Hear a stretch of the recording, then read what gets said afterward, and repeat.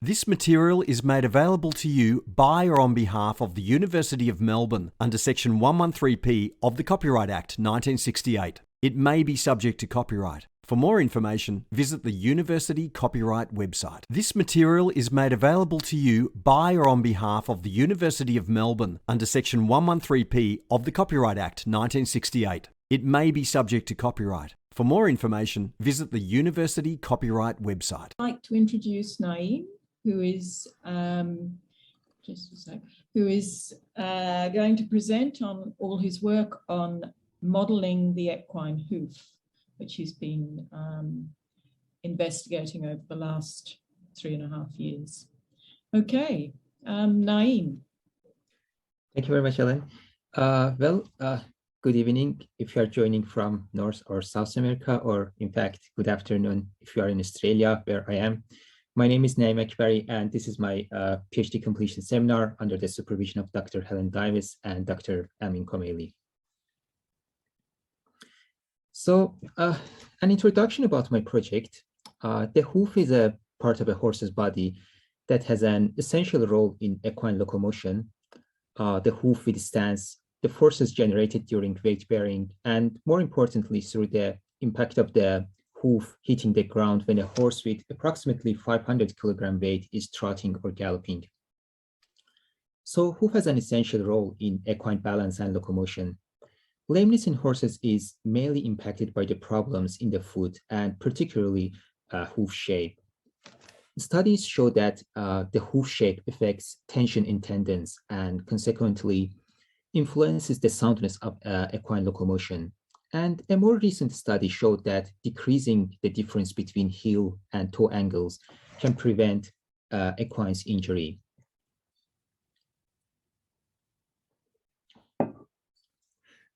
Therefore, studies measured and assessed different hoof shape parameters such as toe angle, heel angle, or proximal hoof circumference, and investigated different factors that can affect these shape parameters.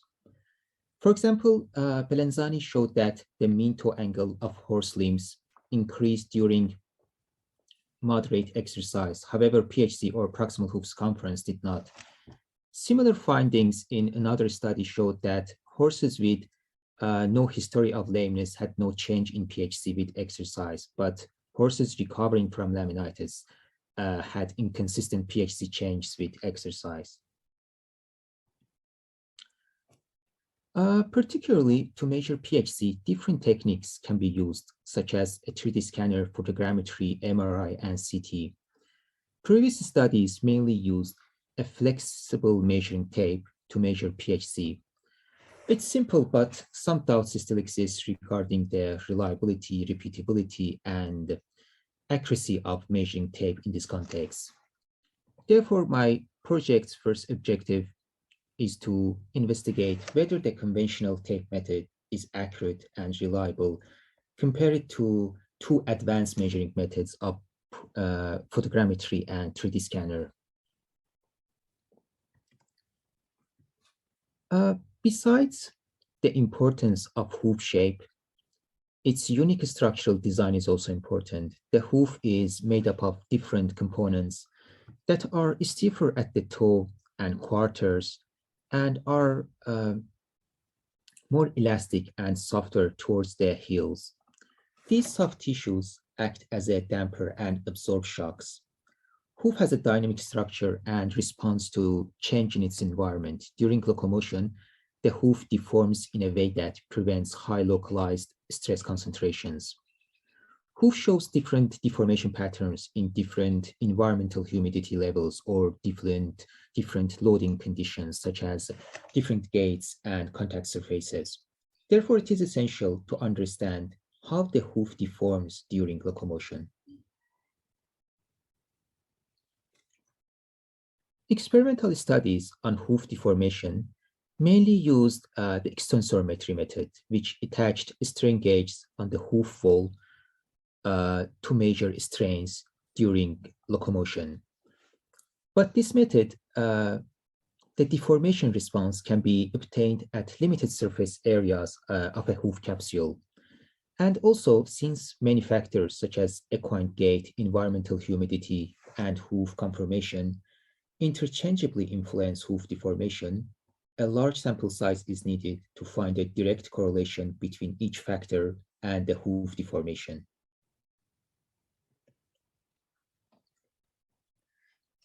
Computer-based or finite element simulation methods provide a cost-efficient means of obtaining the entire deformation of the equine hoof, which is practically impossible by in vivo investigations. And because of that, FE method was used by previous researchers to study equine hoof. However, previous FE studies had some limitations. Like several FE studies have employed the linear elastic material model due to its simplicity, but hoof tissues have nonlinear behavior. Some of them developed a parametric FE model. I mean, the hoof geometry was scaled and real geometries of anatomical structures were not used. This could lead to inaccurate strain measurements. In some models, some soft tissues such as the laminar junction and digital cushion were ignored, which could affect the accuracy of the model's output. Therefore, my second aim is to address previous FE models' limitations and generate an advanced FE model that employs a hyperplastic material model and can investigate hoof capsule deformation and the effects of different factors on it. But the main limitation of all previous FE studies is that they modeled hoof only at the mid-stance of the stance phase and under static loading conditions.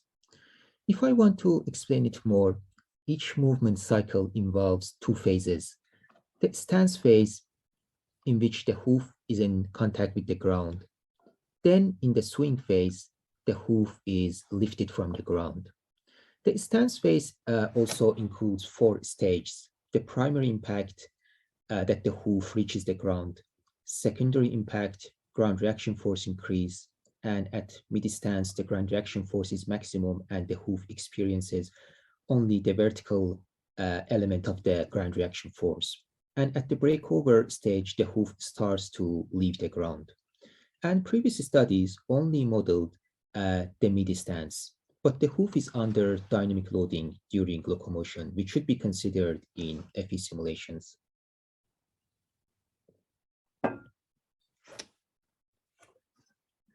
As I mentioned before, one of the factors that can affect hoof deformation is hoof conformation.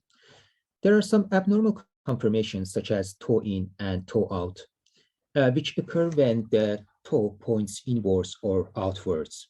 An abnormal conformation can affect equine gait. For example, the limb deviates from the sagittal plane, and we see winging in toe in and plaiting movement pattern in toe out conformations. Belenzani observed a similar winging pattern in the locomotion of a horse with toe-in conformation. She showed how the toe-in hoof deforms differently during trotting in compared with the normal hoof. However, the reason behind this remains unclear. We hypothesized that a different center of pressure pass beneath a hoof with abnormal conformation leads to its different deformation. To test this hypothesis, we modeled the hoof under dynamic loading conditions and using a hyperplastic material model, which brings the third objective of my project. It is expected that hoof conformation also affects the initiation and progression of critical hoof diseases, such as laminitis. Laminitis is a serious disease that can happen because of inflammation and later a failure in the mechanical response of the laminar junction as a tissue inside the hoof. The laminar junction transfers the equine's body mass from the P3 bone to the hoof wall and later to the ground. Chronic laminitis is characterized by the degeneration of the laminar junction tissue and a decrease in its elastic modulus and the ultimate tensile strength. A symptom of chronic laminitis is downward displacement of the third phalanx bone.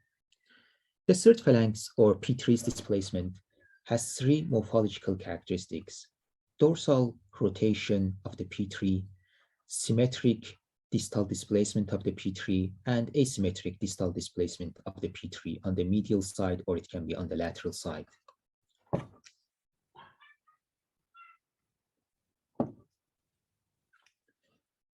However, interaction among hoof components is so complicated that experimental studies cannot understand the underlying reason for the P3 displacement patterns. This is where, again, FE analysis can overcome barriers to in vivo experiments. Jansova conducted hoof FE analysis to study laminitis. They considered a relatively smaller elastic modulus for the laminar junction to simulate laminitis. Their model successfully showed a rotation of the P3. However, their model did not simulate the initiation and progression of the injury in the laminar junction tissue. So far, the distribution of the injury is also lacking. This leads to my project's last objective, which aims to model laminitis and study the effect of normal and toe in-hoof conformations on the failure of the laminar junction. This slide recaps the four principal objectives of my project, and I'm going to explain them more in detail. Objective 1 aimed to investigate whether the conventional tape method is accurate and reliable compared to two advanced measuring methods of photogrammetry and 3D scanner to assess PHC. Our hypothesis was that the tape measurements have a good reliability, and tape has a comparable level of accuracy compared with the 3D scanner and photogrammetry. To compare the accuracy of the tape with photogrammetry and the 3D scanner, 5 forelimbs were collected from 5 adult horses. The limbs had normal hoof conformation, and they were kept in a refrigerator with a temperature of 4 degrees Celsius during the test period. PHC was measured using tape, photogrammetry, and 3D scanner. The measurements were conducted within 1 week to avoid tissue shrinkage by drying out.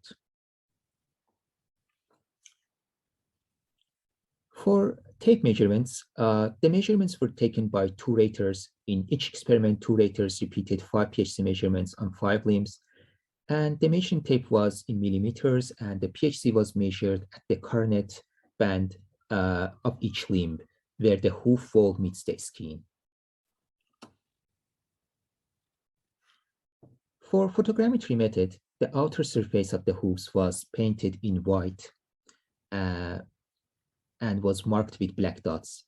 Approximately at 40 centimeter distance, 25 to 30 images were taken using a digital camera and from different sizes and angles. Each limb photographing took approximately 5 minutes. The images were then imported to the Eyewitness Pro software to recreate the 3D geometry. Before importing the images, it was necessary to calibrate the camera in the software. For this aim, a centimeter grid paper was placed under the hoof, and the length of a pixel unit was estimated in each image based on the number of pixels in each square centimeter. After the Eyewitness Pro software recreated point clouds, then the PHC was measured in SolidWorks CAD software. The photogrammetry was performed 2 times without repainting the hooves.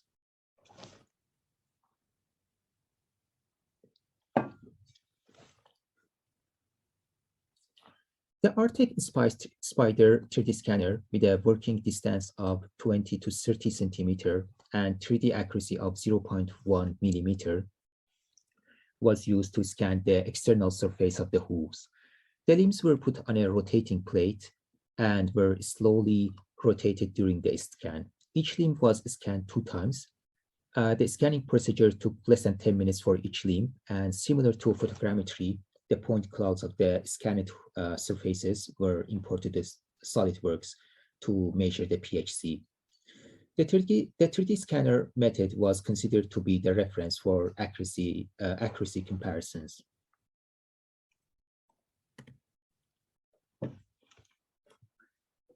To study the reliability of the PHC measurement taken by the tape, 5 sets of experiments involving tape measurements were conducted during 6 weeks. Again, in each experiment, 2 raters repeated 5 PHC measurements on 5 limbs, and the inter and intra-rater reliability of tape measurements was studied using McGraw and Wong's reliability index. The measurements were based on a 2-way mixed effect, absolute decrement, and a mean of K raters or measurements. This slide compares the accuracy of the tape with photogrammetry and the 3D scanner. The black columns are for photogrammetry. The gray is the 3D scanner, and white is the tape. Pairwise correlations between the 3D scanner and the other 2 methods showed that the tape and photogrammetry both tended to overestimate the mean PHC compared to the 3D scanner. However, through the application of statistical analysis on several trials, it was concluded that the conventional tape measurements would yield higher accuracy than the photogrammetry. These graphs show the results of 5 sets of PHC measurements taken by tape during a 42-day period. The variation in the repeated measurements of tape was up to plus minus 2 millimeter with a resolution of 1 millimeter. The recording. Hello and welcome everyone for part 2 of Naeim's presentation, and over to you, Naeim. Thank you everyone for rejoining, and sorry for the technical problem that we had. Yeah,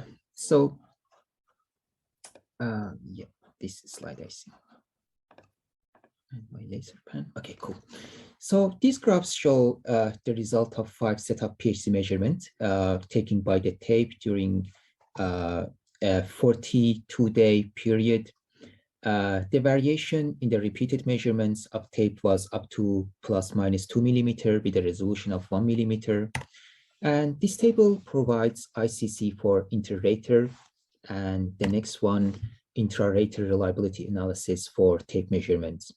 ICC for each experiment was estimated to be above 99%, indicating an excellent inter-rater and intra-rater reliability for tape.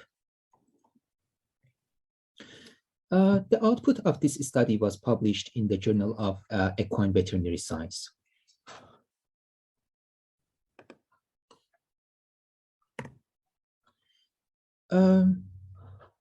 Objective 2 aimed to investigate hoof capsule deformation and the effects of different factors such as environmental humidity and loading conditions on it.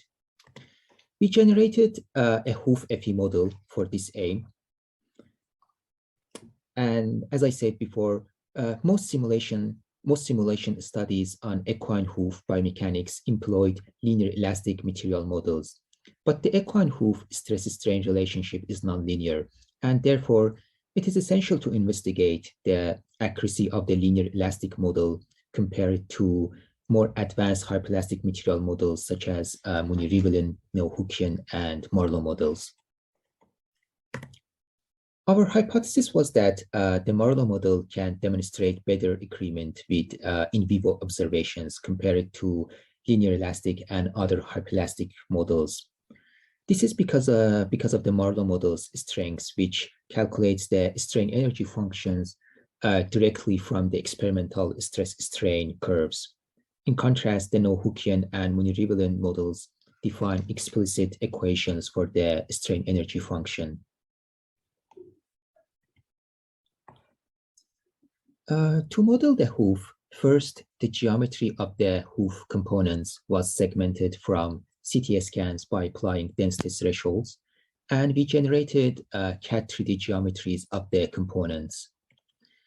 Then we conducted linear elastic and 3 advanced hyperelastic material models. And associated boundary conditions were applied, and we considered the ground reaction force for standing and mid-stance of trotting. 9 different points of the center of pressure were considered. The deep digital flexor tendon force was applied to the distal flanks at the insertion point of the deep digital flexor tendon. And then the effect of environmental humidity on the hoof wall material properties was considered at 4 different hydration levels.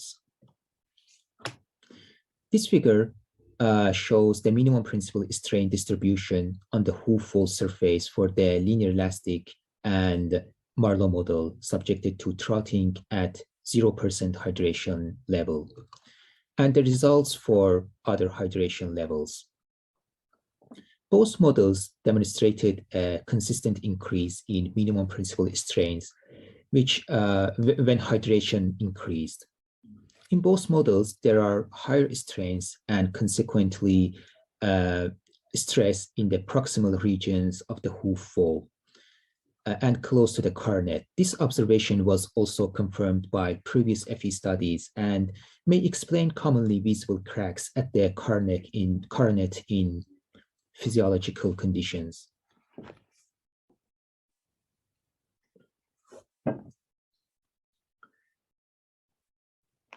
To compare the accuracy of different material models, the minimum principal strain values were averaged at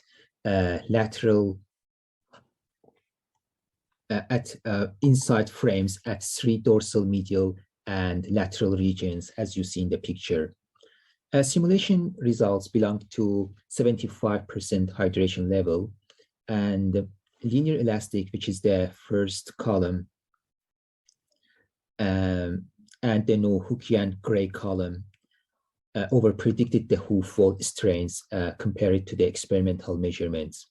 The Munir-Rivlin model with dark gray predicted strains within 1 standard deviation from the mean experimental measurements. But the Marlowe model, black color column, incurred less error than the other models in estimating the strains. I presented part of the study at International Society of Biomechanics conference in 2019, and then the part of the study's output was published in Journal of the Mechanical Behavior of Biomedical Materials. In our FE models, we had 2 different ground reaction forces, 9 different points of the central pressure, and the hoof wall material properties were incorporated at 4 hydration levels. So 72 different models were run, and the averaged minimum principal strain on the dorsal, lateral, and medial regions of the hoof wall was reported. Since model running was time-consuming, then we decided to investigate ANN potentials to predict averaged minimum principal strain on the hoof wall based on the input variables. A multi-layer feed-forward backpropagation artificial neural network with a hidden layer size of 5 and 500 epochs was trained to explain the relationship between the environmental humidity, ground reaction force magnitude, and its location as inputs, and strain distribution on the hoof wall as outputs. 70% of data were used for training purpose, and the rest 30% for validation. ANN results showed satisfactory reliability in the prediction of hoof strains with a correlation coefficient of 98, 95, and 94% for the strains in the dorsolateral and medial regions, respectively. And I'm going to present the study at North American Congress on Biomechanics. Our third objective was to determine the effect of toe-in conformation on the kinematics and deformation of the hoof.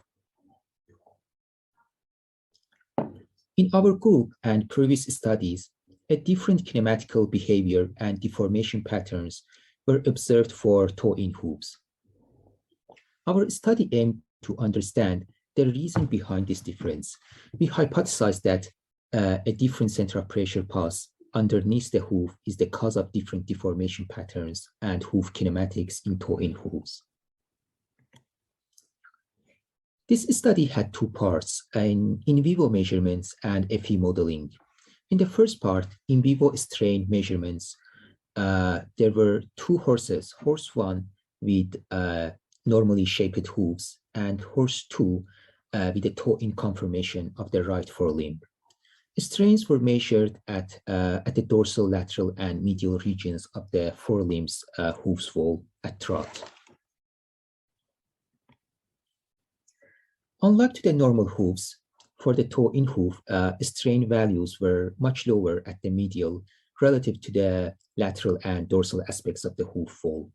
A plaiting movement pattern was also observed that the right toe-in hoof deviated towards the medial side of the animal and was placed in front of the left hoof during trotting.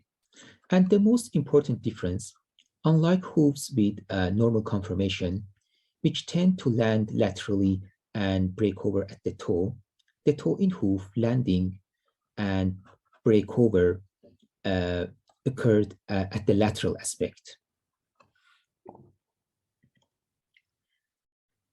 We generated a hoof FE model under dynamic loading over a complete stride at the trot. Similar boundary conditions, as described before, were applied to the model, but this time the magnitude of the ground reaction force was not constant and varied over one stride of trot and was according to previous experimental measurements. Based on different stride characteristics that we observed in our experiments, we considered two different center of pressure passes for normal and toe-in hoof conformations. For the normal conformation, the center of pressure pass started from the lateral hoof and moved towards the dorsal hoof at breakover. For the toe-in conformation, we considered a center of pressure pass started and remained in the lateral hoof. The ground reaction force magnitude and its dynamic center of pressure were applied to the models using deload user subroutine in Abacus. The minimum principal strain was measured at 3 sites of lateral, medial, and dorsal on the left forelimb hoof of horse 1 using strain gauge and during trotting. The 3 corresponding regions were identified in the FE models. The minimum principal strain values were averaged at elements inside the frame over a stride for comparison with strain gauge readings. The predicted minimum principal strain by FE was within one standard deviation of in vivo measurements over the most phases of the stance.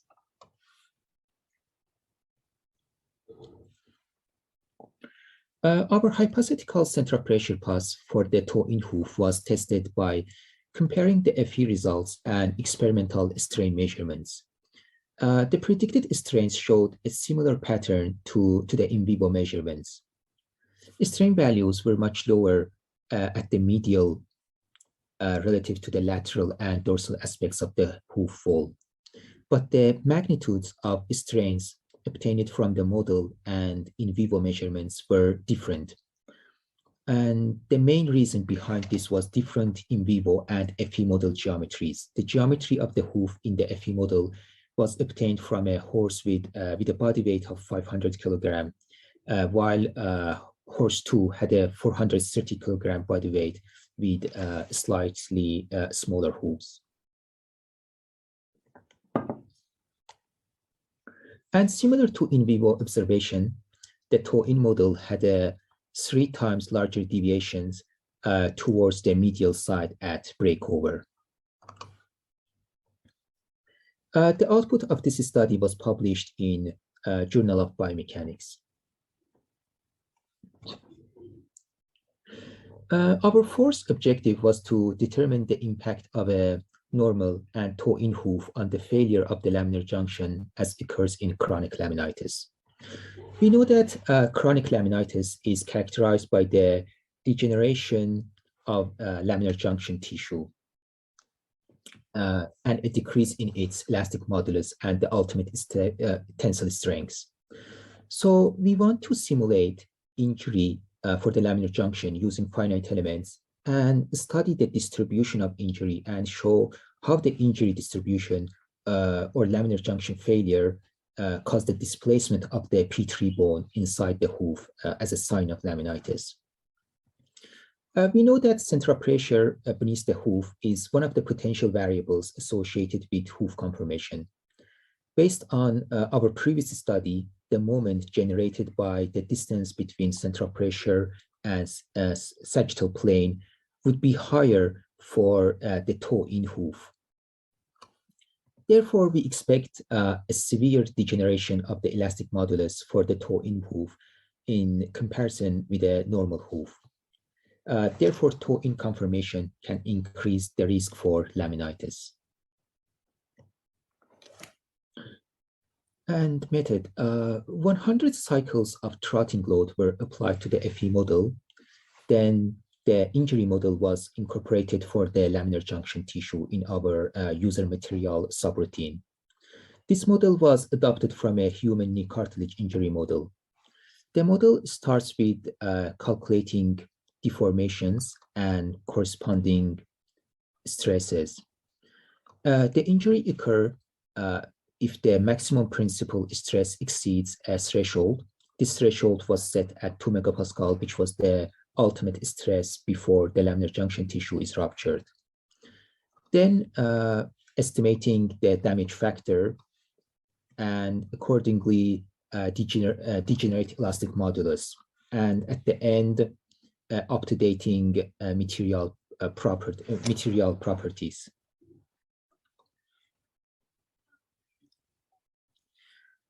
This figure shows the distribution of laminar injury in the normal and toe-in models after 25, 50, 75, and 100 cycles. As I mentioned before, the injury was presented as degeneration of tissue elastic modulus. In both conditions, normal and toe-in, the injury was initiated from the quarters. However, there was a significant difference between injury distribution within the two models. Degeneration was relatively severe and persistent at the lateral side in the toe-in model, but injury distribution was approximately symmetric in the normal hoof model. In the FE model with normal conformation, injury initiated and progressed from the inner layer of the laminar junction, where the laminar junction was attached to the P3 bone. And similarly, in the toe-in model, the injury first influenced the laminar junction and P3 attachment, but later the damage progressed to the outer layer of the tissue where the laminar junction was attached to the internal surface of the wall. And a main limitation of the current FE model was that the laminar junction was decreased. It was considered, the laminar junction was considered as a homogeneous component. And its different sublayers like primary dermal, secondary and epidermally, secondary epidermal and primary epidermal were not specified in the model. Therefore, for a more accurate model, we suggest differentiating the different layers.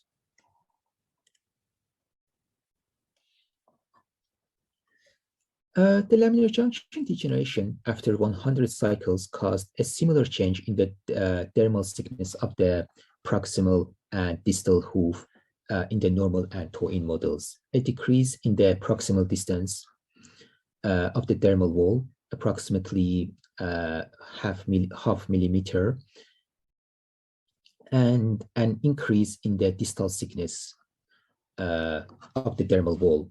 These changes confirm dorsal rotation of the third phalanx bone or P3 bone.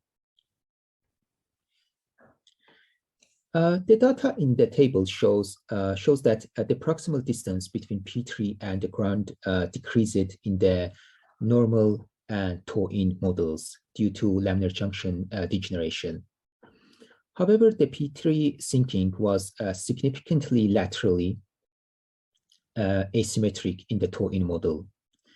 The normal hoof had an almost symmetric distal displacement of the P3, approximately 2 millimeter at the lateral and medial sides. In contrast, the toe-in model had a 4 millimeter P3 sinking at the lateral side and 1.5 millimeter at the medial side. This asymmetric depth decrease change indicated a medial lateral rotation and lateral distal displacement of the P3. And similarly, previous clinical observations have reported a medial sinking of the P3 for toe-out laminitic hooves. The output of this project was submitted to the Equine Veterinary Journal, and it was reviewed, and we submitted our response later to the reviewers' comments. So to conclude, the first part of the study measured equine limbs PHC by 3D scanning, photogrammetry, and measuring tape techniques for method comparison. Through the application of statistical analysis on several trials, it was concluded that the conventional tape measurements would yield higher accuracy than the photogrammetry and comparable reliability and accuracy compared with the 3D scanner. This level of accuracy justifies the use of measuring tape to assess equine PHC for testing in a wide range of clinical studies and horse management applications. The second part showed that the linear elastic material model overestimates or underestimates the hoof soft tissue's mechanical response. An appropriate nonlinear constitutive model, such as the Marlow model, should be incorporated for tissue-level investigations to provide accurate tissue response at physiological loading levels. And hydration level was inversely related to the hoof wall stiffness and significantly affected strain distribution.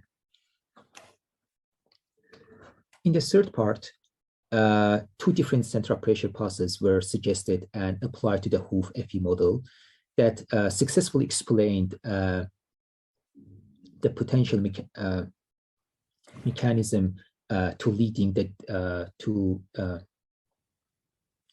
deformation and kinematic differences between horses with normal and toe-in hoof conformation.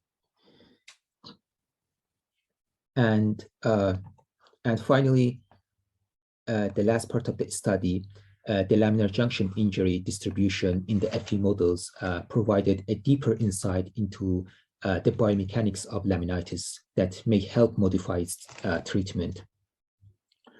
For example, a custom-made therapeutic horseshoe is one of the treatment methods. These shoes can be designed and tested within a similar hoof FE model developed in this study. Examination of the designed shoe using computer models before manufacturing can save time and cost. And the result of the current FE model showed that the injury initiated from the hoof quarters, regardless of toe-in or normal conformations. Therefore, in therapeutic shoe design, if the findings from this model fit with the clinical picture, the model suggested a shoe design that would move the central pressure to the sagittal plane of the hoof.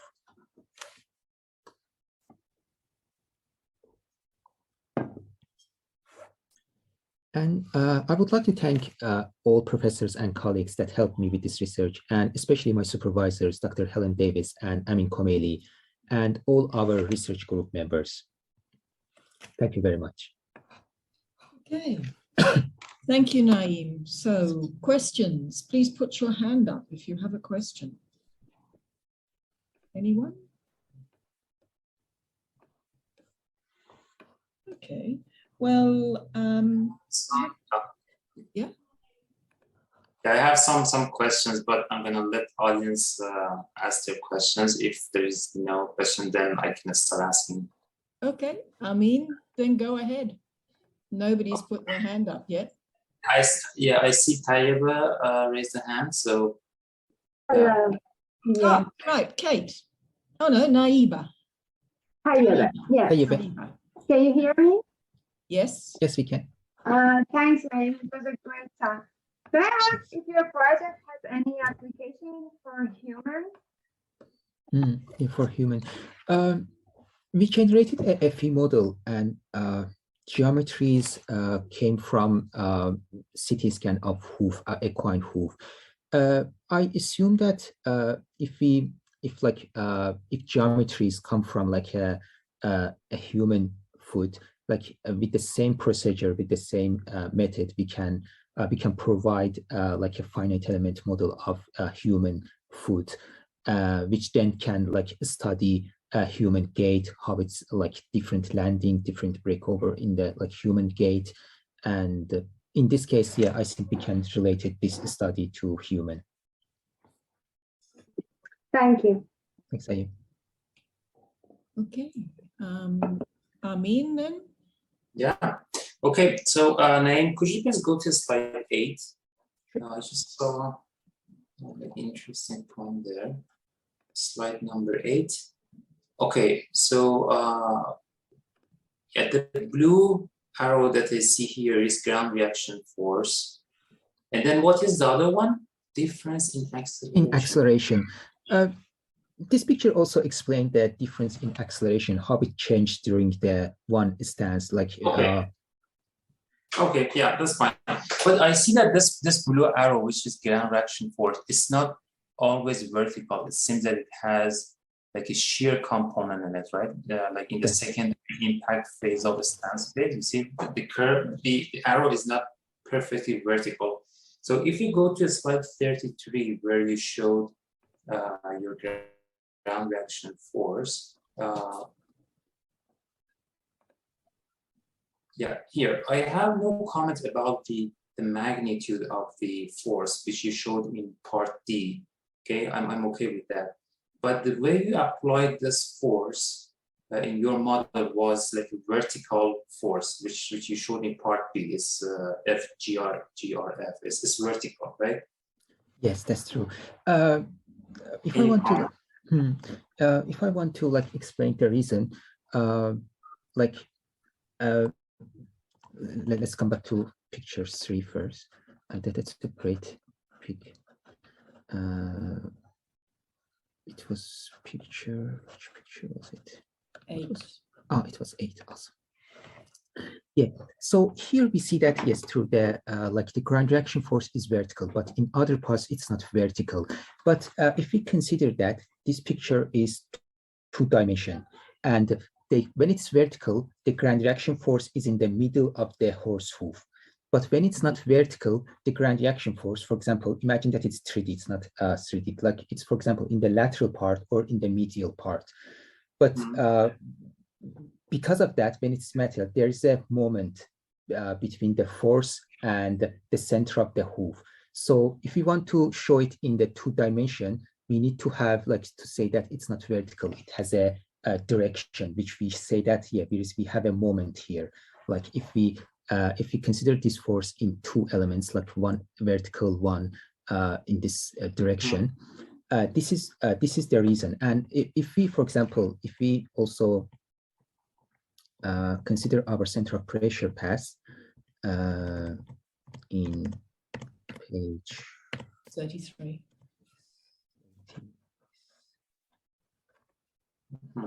33. Yeah, it's in page 33. Yes. Yes, for example, when the ground reaction force, because it's pass also, it's also dynamic, its location. When, for example, the ground reaction force is not in the middle, it's in, for example, in the lateral side, there is again a moment between the force and there's a distance between the force and the center of the hoof, which makes that that moment.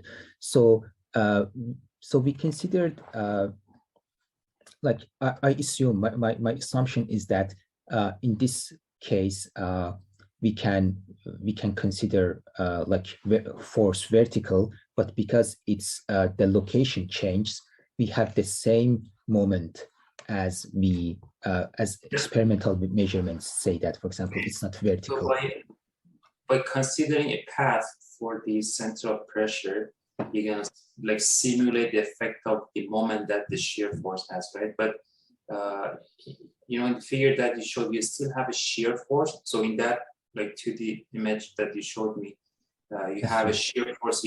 So you have a shear stress and shear strain because of that shear force. Over here, because you have the vertical force, you're not going to get that shear. That's true. Even the effect of that moment gives you a normal stress. It's not going to give you shear, right? That's true. That's a limitation of actually. Yeah, I understand. Yeah, I agree with you. That's a limitation of the study that it wants to discuss in your thesis. If you know the magnitude, you know, there is a possibility that the magnitude of the shear force is negligible compared to the normal force. If that's the case, then that's a good justification that we can say that it's negligible, so it's not going to affect the result significantly. But if it is not negligible, then you have to make a discussion like in the future. That would be a good improvement if someone is going to continue this work. I think considering the shear force would be an important topic. Yeah, that's true. The magnitude of the vertical element is much more than the shear force, but it's true. I think this is the limitation of the study, and if someone wants to make it more advanced, it is better to recommend that shear force as well. Okay. Okay. Thank you, Amin. No other hands up. Did you have another question, or shall I ask? Yeah. If there is no question, I can continue, but if there is any, I'm going to stop here. You can continue. I have one, but it's only a small one. Okay, so I'm going to talk about objective 4, which is study the failure. Okay, so do you know if is the laminar junction fibrous tissue? It is, yes, it has fibers inside. So did you model fibers at all? No, that is actually, I believe that is the main limitation of this study, that we considered laminar junction homogeneous, and we didn't consider its different layers, fibers inside the direction of the fibers, and small but important details of the tissue. Yeah, I think that was, as I remember, I think that was a comment from one of the reviewers. So yeah, make sure that you have like a good discussion about this, that why we didn't model the fiber. And then a question relating to this, I realized that the damage, everything starts from lateral side, like every problem for normal model, it started from quarters, both lateral and medial. But for toe-in model, it's like it was more concentrated in the lateral part. But for normal models, it was symmetric. And then in slide 42, you showed that what your finite element predicted in terms of sinking the laminar junction, it perfectly describes what happens in the in vivo. But did you get any result that this agrees with the in vivo observation? You mean for page 42 or? Yeah, or like in overall, like when you studied this, like the damage propagation, did you get any like deformation, any like rotation of a component, something that doesn't agree with the in vivo? Yeah, so in the model that we had a toe-in model, and we showed that the bone, its displacement, it's asymmetric, and it's more in the lateral side. So we have a kind of rotation, and it's more displacement is more in the lateral side. And we had a toe-in hoof. In some in vivo experiments, previous studies, they had toe output exactly reverse, and they had again asymmetric distal displacement of the P3, but this time in the medial side. So it was toe out in the medial side, we had toe in the lateral side. So in this case, we suggest that our findings, FE findings, confirm also Actually, the previous observations confirm our FE outputs. I'm looking for, yeah, but I'm looking for any disagreement with in vivo. Any Did you disagreement? notice anything? Not to be honest, I haven't found, but it might be. Maybe it's possible to find, but I myself I haven't seen. Yeah. Okay. Yeah, because if there's any disagreement, I would like to investigate what could be the problem, how we can improve the model. Okay. Yeah. Good. Okay, I'm going to stop here. Thank you, Naeim. Okay, well, if there's no more questions, then thank you very much. And